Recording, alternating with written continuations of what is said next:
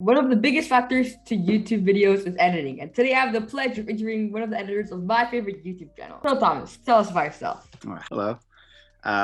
My name's Tommy. I have been editing for Yes Theory for the past 5 years. I'm 24 years old. So I started when I was 19, and yeah, I've just been mainly behind the scenes in a few videos, but mainly the one storytelling and editing for Yes Theory, and it's been awesome. And I met you about a year ago because we both. Yeah. Is Cliff your brother, right? Valentin Yeah. is my Oh brother, yeah, Valentino. and Right. then Sorry. Valentin knows Uh, Cliff. yeah, But that's yeah, awesome. like the story of how we met was like so funny because I was with my sister Valentin's girlfriend, just like walking into the house. And then I just all of a sudden see you on a bike. And at first I didn't recognize you. But then after like you got off, I was like, like I whispered to my sister, like that's the yesterday editor. And then but yeah, then we just sat down and talked. But the way we met was very funny. Yeah, well, I was coming over to your brother's entrepreneur house, company house, working Yeah. out everywhere. They happily let me come out and work out, so it worked out. And Yeah, here we are. well, when I got told you almost like every day to like work out, I was like, "What? That's crazy." I was in a phase. I was like, I have nothing. I edit all day. And I need like some sort of exercise or like a different environment to be in. So Yeah, that's why I was coming every day. But now, yeah, I'm looking yeah. for that day. Right. So let's get to the first question. Who was your inspiration to start editing videos? Start editing videos. I started editing videos when I was like 12 or 13 years old. Just based Around on, my yeah, there you go. How old are you again? I turned 13 in 20 days. Oh, when's your birthday? October 24th. Okay, mine's October 16th. We're close. That's so cool. But by the Yeah. time this video's out, I'm already 13. Hopefully. Oh, okay. I don't know when it's Happy. coming out, but yeah. Cool. Yeah, so I started pretty young. And I did it mainly because I was watching a lot of movies at the time. And I watched this movie called 127 Hours. I don't know if you're familiar with it. No. Uh, it's a true story about this guy who gets his arm stuck in a canyon. He ends up cutting it off, but it's really gruesome. But what really drew me to it was the fact that like in the entire movie he's just stuck in one place. And when I went into it, I was like, how can this like be entertaining at all? Like, why would anyone watch Yeah. stuck in one place? And I ended up being like super entertained the whole way through. And it was just like through the power of editing, of like storytelling and like being able to keep the viewer engaged the whole time. So that's when I first got into like movies, into like videos and stuff. And from there, I would just like basically borrow my brother's laptop because I didn't have one, and edit on iMovie and just like make these little movies with my friends. The biggest inspiration is like I kind of grew up on YouTube right when it was like starting. So I like Same. back in like late 2000, like between 2006 and 2010, like Mosh. What else was I watching? Ryan Higa. Yeah. Yeah, all the early ones. But eventually the biggest inspiration was probably Casey Neistat, and when I was a late Yeah. teenager, just like, yeah, this guy is hustling. You can do it, then I can do it. Yeah. Casey Neistat inspired so many people. And like, Yeah, yeah. yeah, it's crazy. Do you know if the canyon hand thing was based on a true story or It's a true story. Yeah, yeah. It's really? yeah, actually, that actually all happened, and he actually So had cool. he had a video camera with him, so he actually recorded himself like talking about how he was feeling. So they used that for the movie as well. It's cool. That's so Check it cool. out. Although Yeah, I've covered my eyes for the cutting off arm scene. It's I pretty, will, I it's will, pretty I awful. will. Yeah. Now let's get into like how you met like Amar and Thomas because Matt is your brother, right? Matt's my brother. Yeah. Yeah. So I like to know the story of how like Amar, Thomas, and Matt met when I introduced Amar. But how did you get involved with everything? So they started off in Montreal, which is where I was studying. I was at university studying math. I was 19 years old. And so basically they were in Montreal at the same time that I was. And I like helped shoot a few videos, but I was still studying. I was still in school. And after I finished my second year of university, I was basically feeling a little lost and not happy with school and not happy with the direction that I was going in. To the point where I like Skype Matt one night and I was like, hey, I just kind of need to like get out of here and kind of experience something different. Like I have some editing experience and I'd love to help you guys and just, do something different. So like, can I come out to LA, which is where they just moved to, for a month just to be with you guys and potentially help edit? And he like basically asked Thomas and he was like, he's my brother, like kind of a favor thing, which I took advantage of. So this is in 2016, so 5 years ago. I went out to LA, and then within the first 2 weeks, we just kind of like clicked very well, and they needed an editor. Mhm. And within 2 weeks, they're like, you should drop out of school and join us. I was like, oh my God, I never thought I would do that. And here I am. I did drop out, and I've been editing for 5 years. So yeah, I knew them all from the beginning, especially my brother, obviously. Yeah. But yeah, here we are. Was it like hard making the decision to drop out, or were you It's like, very hard. yes, finally, I have an opportunity to do it? No, it wasn't easy. It's No, I can imagine. give you perspective. I don't know how it is in your family, but my family, I'm the only one without a college degree out of like 20 cousins or whatever. So it was very an expected thing of me to graduate and to go on. And I was studying math, so it was like it seemed like I had it together in that way. That would never drop out. But to me, it was such a unique and like exciting opportunity. I couldn't pass it up. There's people that I loved, my brother included, that I was just like, it's kind of even though it's hard in my gut, it feels like a no-brainer. So I think it's important to like follow your gut when you feel, even when I'm around you, it's like, what are you doing? I had a lot of like classmates and a lot of friends telling me like, you're going back to school, right? And I was like, I don't know. So yeah, just followed my gut, and it worked out. I'm also the only one without a college degree. Because I'm 12. I'm not gonna go to college. You've got time. Yeah. Wouldn't worry But about that. yeah. But yeah, it's like, yeah, I want to go to college too, but I don't know if something's gonna come up that's not making me not gonna go. But I don't know. It's Yeah. too early to think. Too early to think. You follow your own path, whether it's college or not. You'll figure it out. And I think it'll be great. Mine just happened to not be. That was it. What would you want to study in college? I'm curious. I have like 3 things I kind of want to study. And I'll like either choose one of them or like the three. I'm not sure. But film and production, music, and computer science. It's a weird combination, but just yeah. No, like, it's cool. It's very Yeah. creative and stimulates different parts of your mind. That's awesome. Yeah. Why did you choose to study I math? studied math because I was just good at it. That was honestly the main reason. I was just like, I'd always been like ahead of my class in math, and it just, when the time came to decide what to study, I was like, I guess I'll do math because I'm good at it. And so I was going down like a very like a monotonous path of like just following what I was good at. I wasn't really like moving into something uncomfortable and like moving into what I really wanted to explore. And so when I finally did that, life became super exciting and fun. I think we all have those choices. I think that you'll definitely experience those choices at some point in your life. And Yeah. my advice to you would be to go with your gut. Yeah. Sure. So while we're on the topic of like seeking discomfort, like what does seek discomfort mean to you? What does seek discomfort mean to me? I think it's just it's the constant pursuit of doing uncomfortable things, right? And it doesn't have to be like skydiving. It doesn't have to be these big, events, big stunts. But it can just like, it can be just getting out of bed in the morning. It can be like for people suffering with like depression or something, it's like taking care of yourself. So I think like, yeah, just constantly pushing yourself to be better and to know that like the more you push, the happier you'll be, the more fulfilled you'll feel, and like the more of life you'll get to experience. Because it's easy to stay in your bubble and to go about your routine and to kind of do the day to day.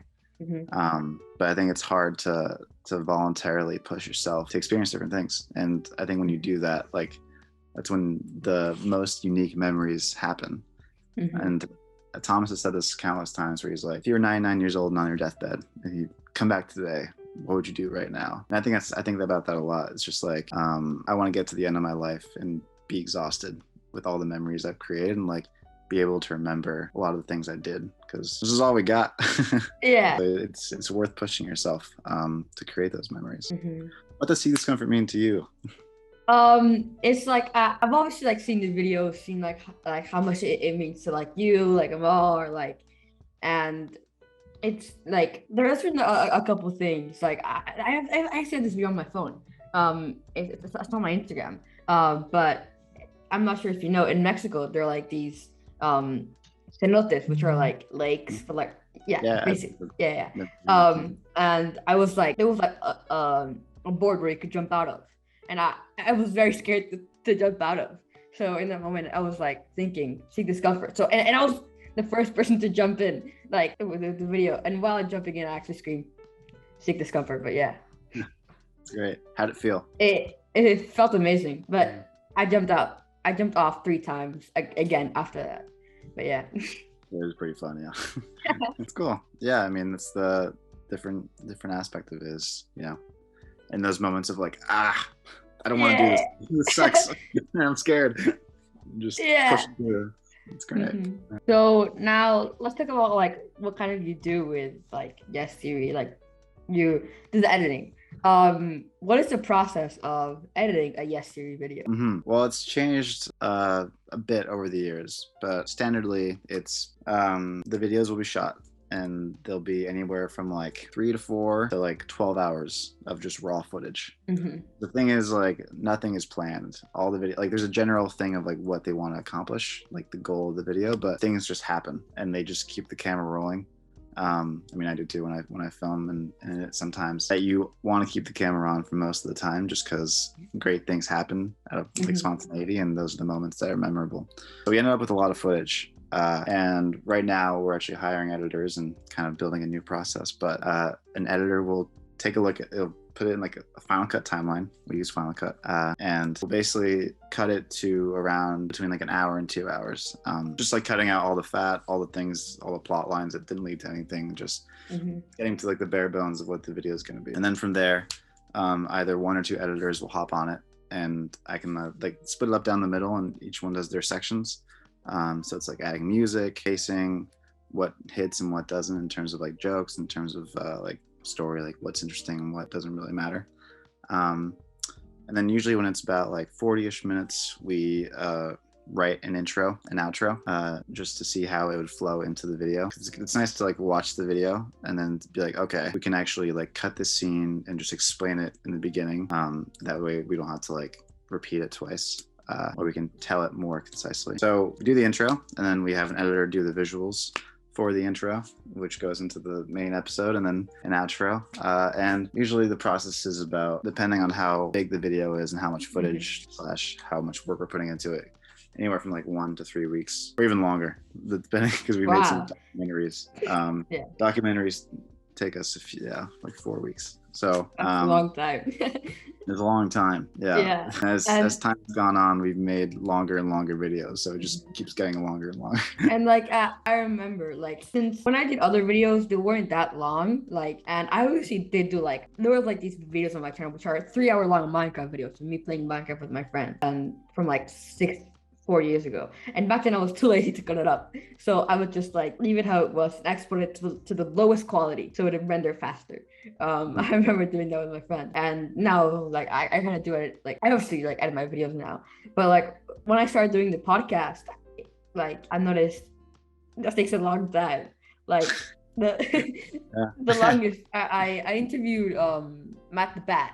I'm not sure if you know him. And that podcast took me like 6 hours to edit, because it was like so complicated, because I had to sync up both of our audios, because he recorded his own audio. I had to sync up his like fit animated thing, and it was just so long, but it was worth it and very fun. But yeah, editing takes a long time, but honestly it's where the magic is most of the time.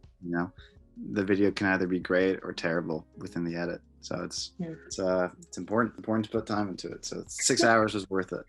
Yeah. So this is just out of curiosity. How many SD cards do you guys have to use for like a 10-hour long video?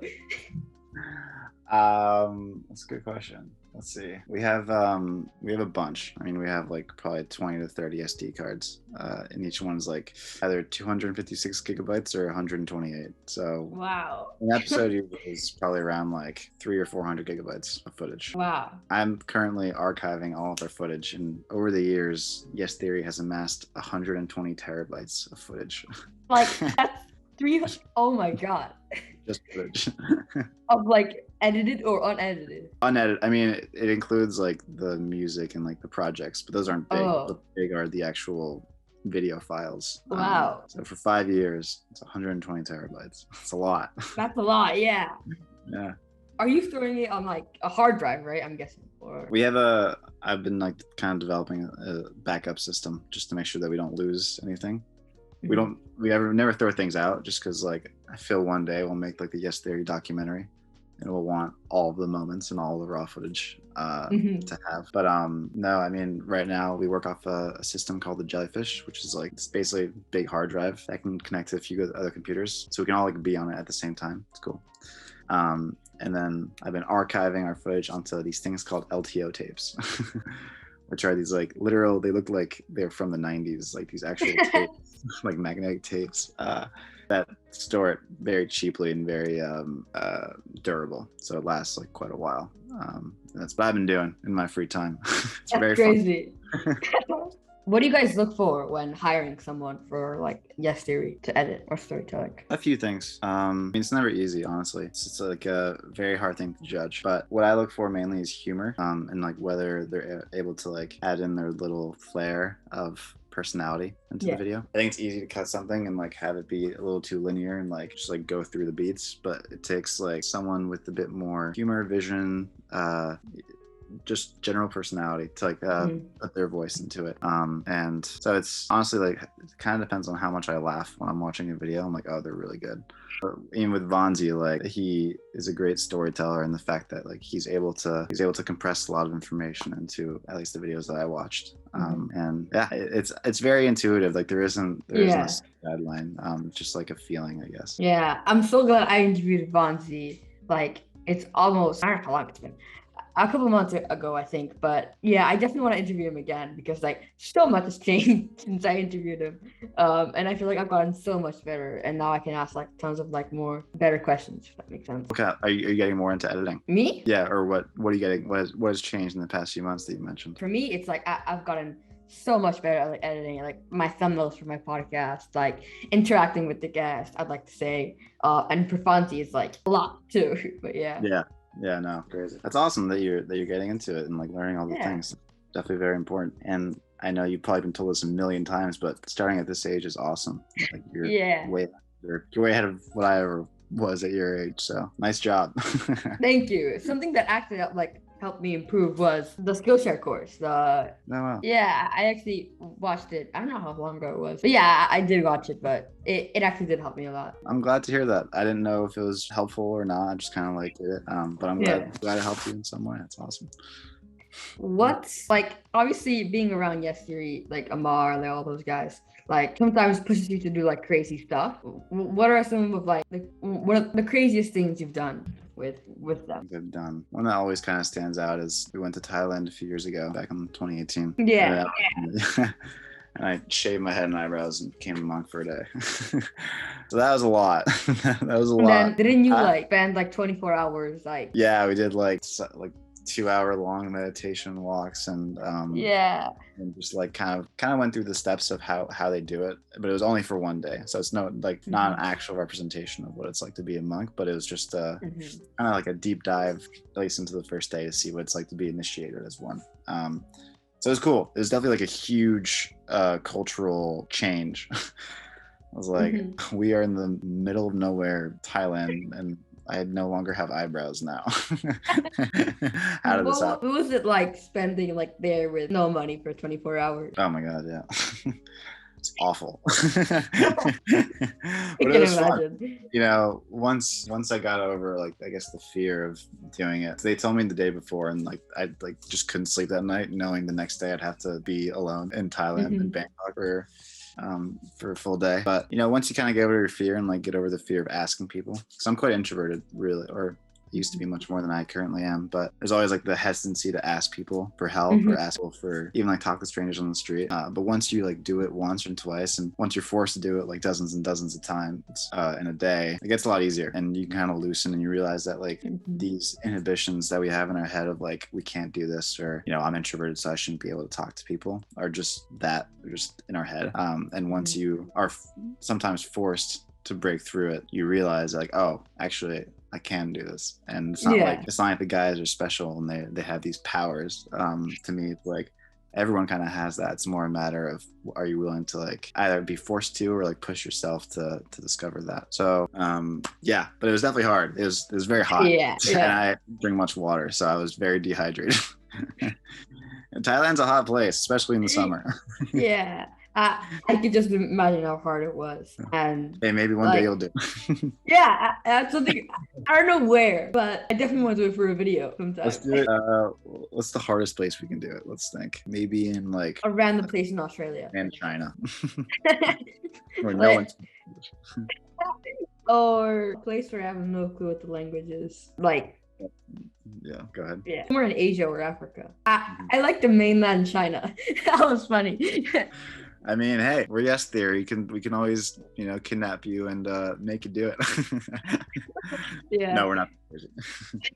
While we're talking about like these crazy moments, what has been one of your favorite moments in the time you've been with Yes Theory? My favorite moments. It's probably when Will Smith accepted our challenge a few years ago. Yeah. Very surreal because I'd like just gotten home. It was like the morning, and then all of a sudden Matt came in and was like, "Guys, check Will Smith's YouTube channel." Like, no way. So it felt weird to like have this what felt and what still feels like a very impossible ask and a very impossible idea like come to fruition and see like a video that's public like made for you, right, as like a response on his channel. It's just like Will Smith knows what Yes Theory is. It's so weird. Like this thing that we created. Yeah. And all of a sudden he's talking to us. Yeah. So that was cool. But that was definitely a very, very fun moment. And if you can imagine see it in the video, yeah celebrate. That's kind of like when Matt kind of came in like, guys, like that's kind of how I felt. Like I think it was the day before I interviewed Omar, because I was just casually chilling here, like I was just going through Instagram or like watching a YouTube video, and then I was like get a notification. Yes, three guys followed you on Instagram. Omar's followed you on Instagram. Omar sent you a message. I was like, what? And then it's like after when someone interviews me, when I interview someone and they say, oh yeah, I was watching a couple of your videos, it's like, no way they watched a couple of my videos. That's like, which videos did they watch? What did they think? Like stuff like that. That's awesome. No, I'm glad that you felt that way. How was the interview with Amar? Was he coherent? He was like just how he was in the videos. He was so nice. It's one of my favorite interviews. I want to redo it again sometime soon because I feel like I've gotten so much better. And like the questions I asked were like so simple. But yeah, I think if I do interview him sometime, I could do a lot better. But yeah. One day. Exactly. I don't think it's too far-fetched. Like, yeah, I'm one Instagram DM from sending him, but I'll want to wait a couple more months and then I'll do it. But yeah. So kind of like Matt stepped away from being in front of like videos. Would you ever want to do like something like that, but like stop being the editor and move on to doing something else in Yes Theory? Good question.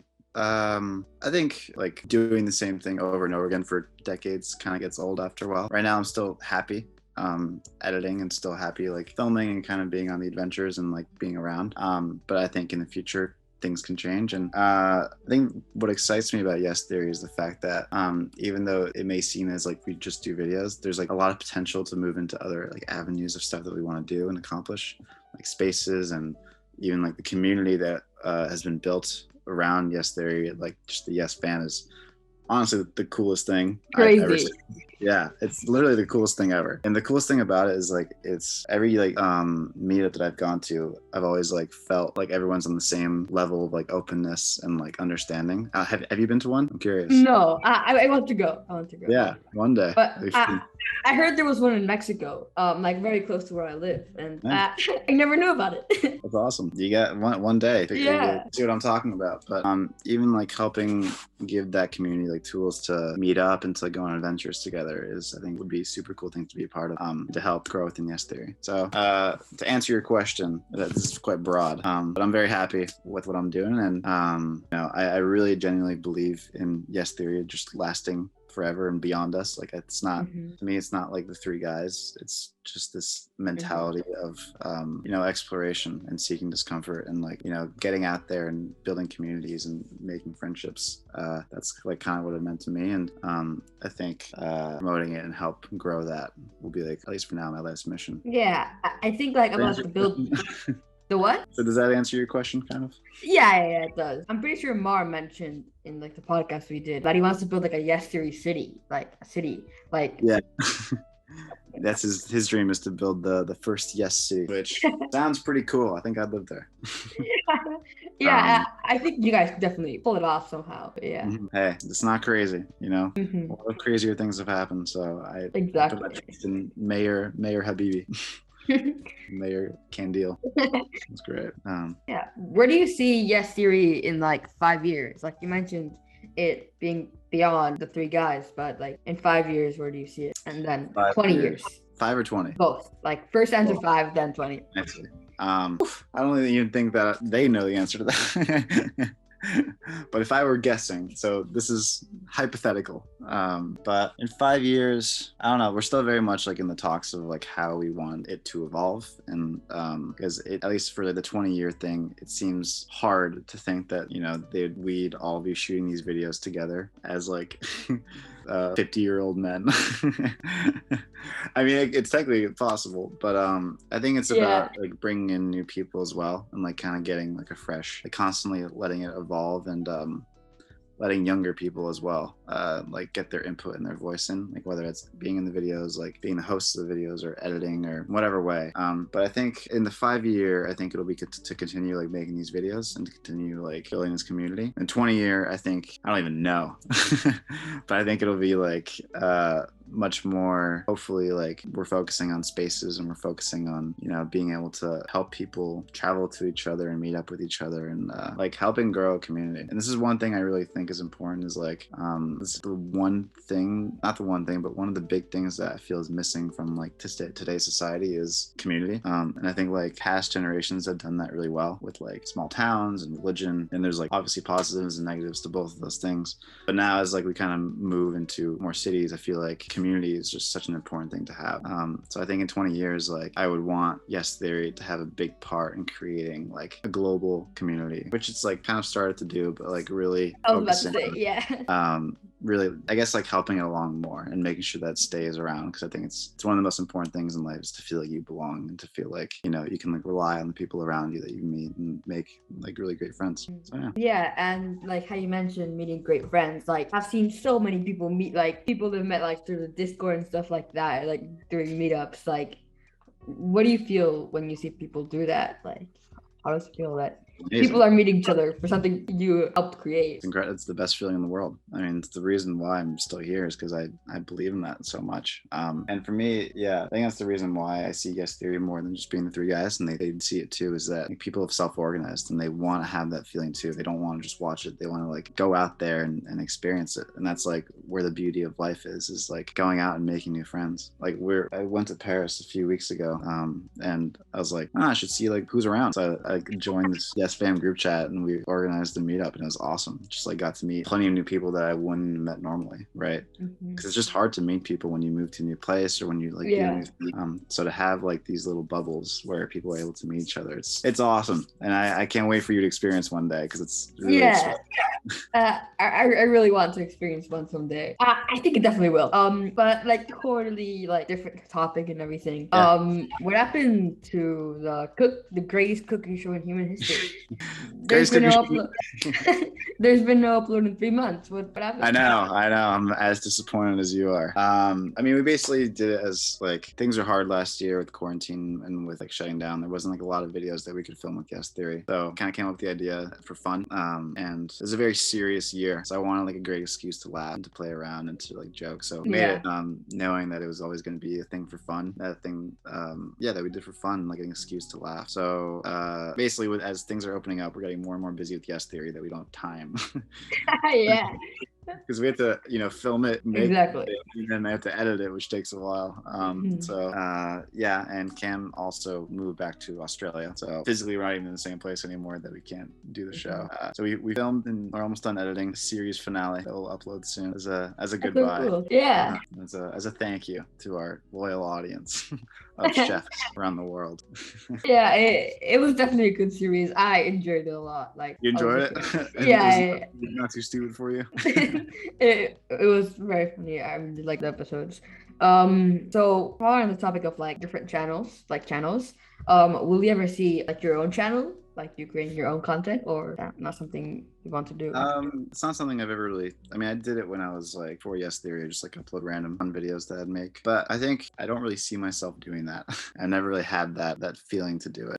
It's hard to be alone and to be a creator. I've seen a lot of people around me do it, and it gets very lonely. And I think even when they achieve success and they achieve like being able to monetarily support themselves and like not worry about money, it's still hard to like be successful and alone. So I think like for me, I would never create my own thing. I'd always want to like be with other people if I were to do something different from Yes Theory. But the reason I love Yes Theory so much is because like it's just like a family, and it's like a tight knit, like we're all in this together going forward, and even like through the ups and downs, like we're there for each other. So, and that comes back to my love for the concept of communities, that we're all there for each other. So I would never, I mean, anything could happen, but Yeah.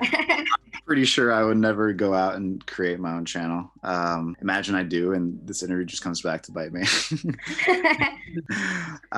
Just because like I love the concept of Yes Theory so much. I love like what it's created and built, and I'm super excited for the future of it and like what we'll be able to create, and the more adventures that will go on, and the more things that will burst from it. So it'll be cool. Yeah. Yeah. I mean, what's your plan with the channel? Are you With my channel? Yeah. So I created like another podcast channel, but after a while I realized it wasn't like such a good idea in my opinion. So I re-uploaded the podcast episode to that channel back to my main channel. And my main channel is going to be like the new podcast channel. And I'll obviously upload other videos, but like not that frequently. I wanted to like focus on the podcast. And I also like I started another channel. Like probably not related to Nico-kun, which was I started it's been less than a month and it already has 4,700 subscribers. Oh my god. And like 12 million views, which is crazy. Wow. Like tell me. It was mainly because of YouTube Shorts. So I want to like have Nico-kun as like the podcast channel for now. And then because I'm booked on podcast until October, like October 14th, something crazy like that. So I want to invest some time to that channel because if it's growing that fast, like if I keep on doing it, it can turn into something huge. So I'm gonna focus on those two things. And yeah. Almost 5,000 subscribers in 1 month. Are you kidding me? Yeah, and 12 million views. That's 12 million, dude.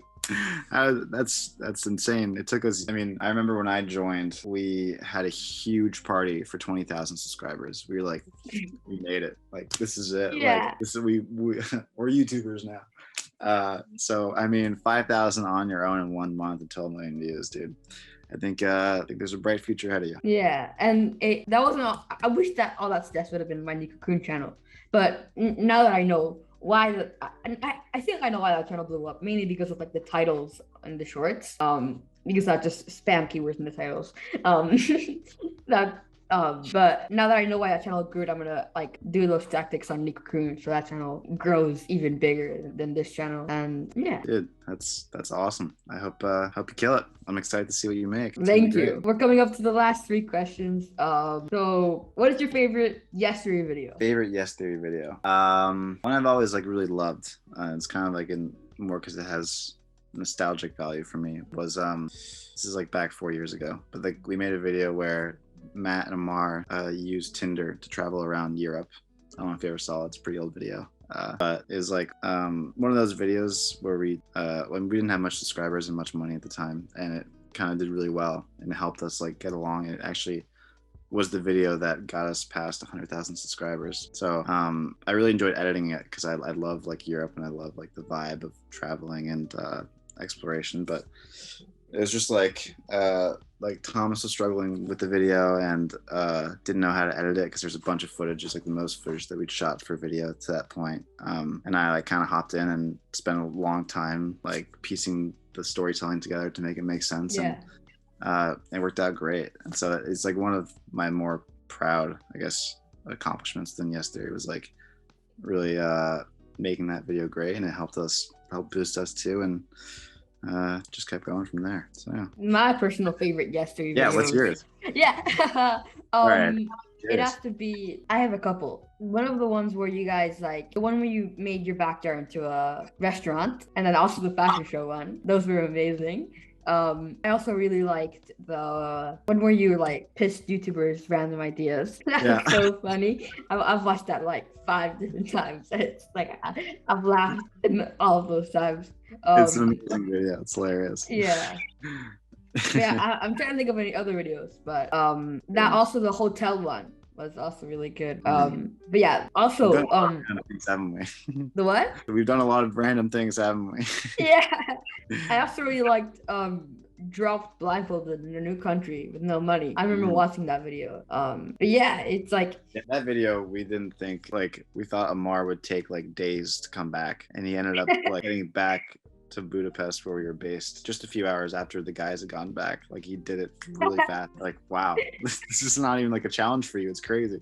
This would have taken me weeks to like find a way back home. yeah. I really like the newest video, the 30 strangers in the castle overnight. Nobody was very funny, very cool. Yeah, those are the types of videos that we love to make. Is like a lot of strangers and a lot of people.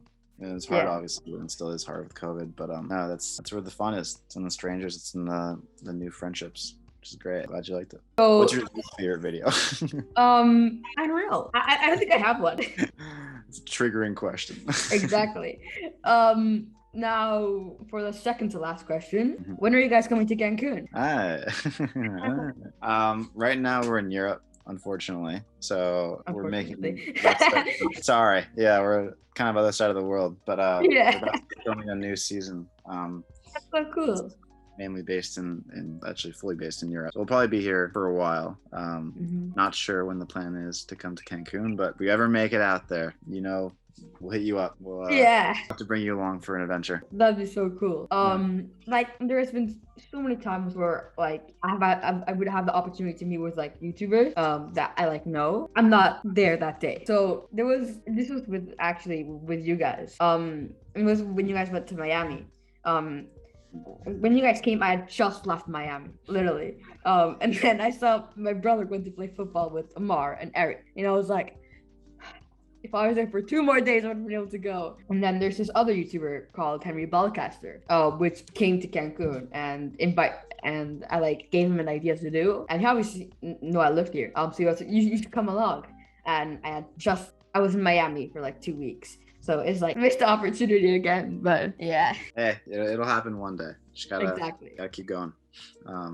But no, it's cool. If ever in Cancun, I will let you know. How's that? Yeah, that'd be perfect. So last question. Do you have any advice for sorry? Yes, it's final question. Yeah. Do you have any advice for anyone that wants to start editing videos? My advice would be to just make things. And I think that's just like the advice that you hear a lot of is no matter what, your first videos are going to be bad. That's just the way it is, and it's about, I taught myself how to edit just through YouTube videos, and I feel like a lot of people do. As I said, I studied math. I really didn't get a proper education. I don't think you need to learn how to storytell and learn how to edit. So I'd say watch YouTube videos for like tutorials and stuff if you want to use an editing software, and then just make videos. And from there, like watch movies and watch content, see like what ideas you like and which ones you want to steal, and like kind of put your spice into it. I feel like at least all the videos I made, I took inspiration from a bunch of different people and just kind of put my own twist on it. And I feel like that's the best way to do it. So as I think this advice has probably been said a million times, but it's just make things, be persistent, don't give up, obviously, and be okay with being bad in the beginning, because you will. Yeah. It's about pushing through it. I'm impressed with you that you're like, it seems like you've been doing this for what, a few years now, right? 7 years. 7 years. Oh my God. Been doing it which longer is more than half of my life, and I've never taken a break. I don't know how. But now I think about it, it's crazy. Tired? Are you not burnt out? No. That's awesome. Yeah. I'm glad I found YouTube at like a very early age. I was 5 years old. And I think one of the ways I learned a lot was because like when I started YouTube, there was this app called YouTube Capture. I'm not sure if you remember. I'm not sure if I'm familiar with that. Or Capture, yeah, it was made by YouTube or something. And my dad just told me, here's how to record and add music. The rest, figure out yourself. Which is, I learned so much from that. And then I got an editing software on my computer called ScreenFlow. Then my dad only taught me how to record, and then the rest, figure out yourself. And which is I think one of the reasons I learned a lot, and then obviously I was like watching YouTube tutorials. But yeah, Yeah, I mean, honestly, that's the best way is yeah. experience and just going for it. And it seems like you did both of those things. And Mhm. you almost have 5,000 subscribers, 12 million views. It's crazy. That's insane. Yeah. I would have And dreamed having that in the beginning. It's awesome. the funny thing is the 5,000 subscribers isn't even on like my main channel. It's like on a completely random channel I made. And my main channel still has 1,000 subscribers. Yeah. Oh my god. Which is crazy. Before we end, I just wanted this little comment. I started middle school last week because Mexico is weird. And sixth grade is still elementary school. And we had to write like a autobiography. So I obviously like mentioned my podcast, some people I interviewed, and I mentioned the guest theory. And then I got a comment from my English teacher. And he was like, "Congrats on the accolade. I love Yes Theory." Wow. Which was so funny.